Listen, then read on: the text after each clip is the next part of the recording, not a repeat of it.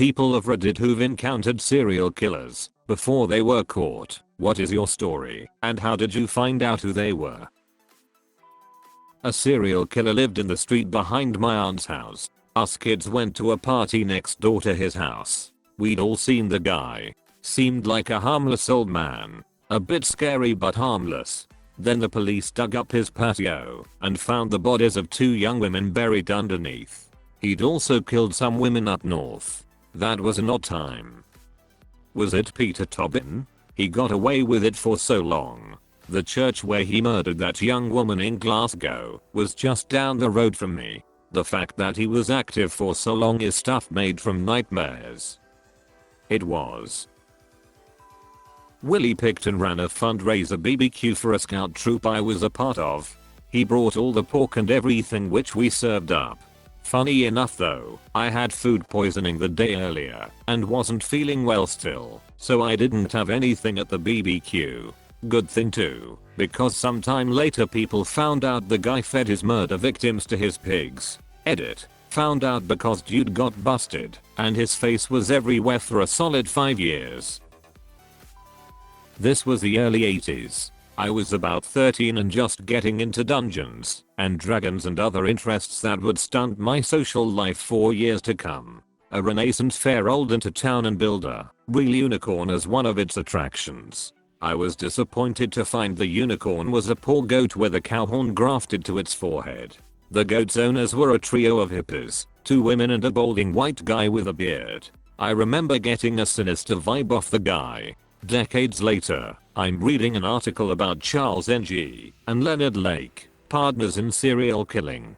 Turns out, Lake used to run a goat unicorn hustle at Renaissance fairs. Guess a guy who tortured and killed up to 25 people had no problem mutilating a goat. One of my tutors at university seemed to have a very short temper. First tutorial session was okay, but he spent 5 minutes telling us how important attending his tutorials was. Tutorials are kind of viewed as optional, as they're to go over stuff covered in the lectures. Second tutorial, a few people didn't show up, and he spent 15 minutes ranting about their absence. Third tutorial, even more people didn't turn up, and he spent even longer ranting about it. After that, my friends and I decided it wasn't worth the hassle. Apparently he ranted about the absentees even more at the next tutorial, and I'm not sure if anyone managed to stick out the whole term of tutorials. He'd also help out in lab sessions and various other course-related activities, but everyone found him slightly uncomfortable to deal with. After the exams, we had a bit of a party at someone's house to celebrate. A casual invite was extended to the lecturers, tutors, and assistants who'd been involved in getting us through the year. He turned up, none of the other teaching staff did, and although not entirely welcome, hung around for a while. When things were winding down, I headed off, but when I spoke to the host of the party the next day, it turned out that Mr. Angry Tutor had ended up crashing on the living room floor with a load of the others, except they'd all arranged in advance to stay over, but had headed off about 6:30 in the morning. We commented on how odd it/he was, but didn't give it much more thought. Until a few months later, when he was arrested for a violent murder involving dismemberment. He turned out to have a history of violence and a lot of predatory and stalkerish behaviors. Edit. I'm reluctant to actually reveal who he is. He's still alive, in prison, and has continued to make a nuisance of himself with various legal challenges whilst incarcerated. If you want a clue, this happened in Bonnie, Scotland, about 20 years ago. I grew up in Fort Walton Beach, Florida, and in the early 1980s my friend and I would bike to the junior food store, convenience store, to play Gallagher every chance we could. There was a weird guy that would come harass us who was about 2 or 3 years older than us. We were 11 or 12. My friend liked to get into fights, so he started calling him Charlie to fluster him. The dude had a huge knife in his boot every time we saw him, so I decided to just ignore him. That was pretty much how it went for the entire summer, and he'd even play Gallagher with us occasionally. It turns out, the guy was Frank Walls. I will not reveal too much information, due to the sensitive nature of this topic. I'm a US citizen who lived and studied abroad in Egypt during the late 2000s. I attended a large international school there. Many of the local Egyptian students were quite wealthy and came from very affluent families. There were several similar schools around Cairo, and it wasn't uncommon for large numbers of students to go out for nights on the town together, mixing and mingling with students from other schools. One evening, I found myself downtown at a fancy restaurant with a very large group of strangers. There must have been at least 30 of us crowded around a long row of tables. For whatever reason, the topic of bodybuilding eventually came up. I was quite scrawny at the time, still am, to some extent, and asked if anyone had some tips for working out at Egyptian gyms. The guy seated across from me said that he would go get his friend, who was a devout bodybuilder.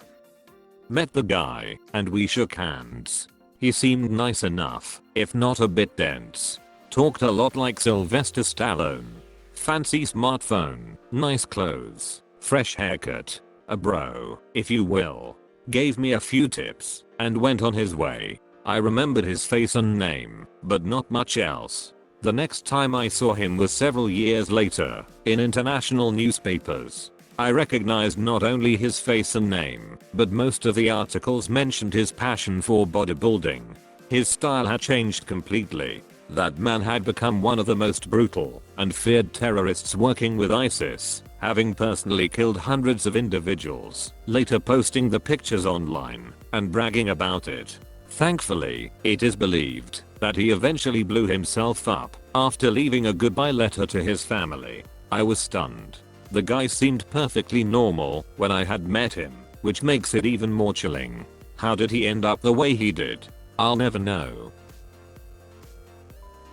My dad met Charles Manson in Yosemite. He says that's where a lot of runaways in the 60s went, so he was probably out there trying to find vulnerable people. Was walking around with a guitar. Offered to sell my dad and his buddy drugs. Also told them that he sold his soul to the devil, and that any man he pointed to right then and there could be dead in a second, if my dad and his friend wanted them to be. They were a little freaked out, and were quick to get out of Yosemite entirely. My dad says that they drove for a while, and saw Charles at a stop sign, and it made no sense that he could gotten there that fast, but I'm not entirely convinced that my dad wasn't just super baked, haha. In late one summer 2002 night, my girlfriend called me crying. She ran to the supermarket and had someone following her for a few minutes on her winding trip home around the LSU lakes. She was house sitting for her aunt in a large home and got to the point where she did a lap around the lake and her follower was still there. My roommate and I jumped into his car and raced over. She described the vehicle as a white pickup truck, and when we got there, parked on the street one house away from her aunt's home was the vehicle. She was still crying and recounted being followed, the elaborate path, etc. I looked and there was a man sitting in the vehicle. My roommate snuck up in the bushes to back me up, and I walked about 25 feet from the vehicle, standing up on the curb, and shouted something "I can help you with," and they cranked up, turned on headlights and drove off, giving me a brief glance. I didn't see him in person, but did see him again the following year when he was arrested for a series of murders in the Greater Baton Rouge area, and his name was Derek Toddley. Frank Walls. So this is third hand, but an old boss went to the University of Utah and was in a sorority. One day she was waiting for her date in front of a sorority housed with a girlfriend who was also waiting for her date. Her girlfriend's date pulls up, but her girlfriend forgets something and runs back in the house. My former boss chatted to the man for a few minutes. She noted that he was polite and handsome. Her girlfriend comes out and they leave in his VW Beetle. My former boss gets picked up by her date a short while later, and she thinks nothing of it. The next day she sees her girlfriend and asks how the date was. The girlfriend says that they started driving in her date's VW Beetle and all of a sudden she got a splitting headache. She thought it was really strange, but she felt nauseous. She apologized and asked him to take her home. He was a little upset, but he dropped her back off. They didn't go out again. Years pass, and my former boss is watching the news one night and sees a familiar man on the screen. It was Ted Bundy. Thank you for watching Internet's Funniest. Please like, share, and subscribe.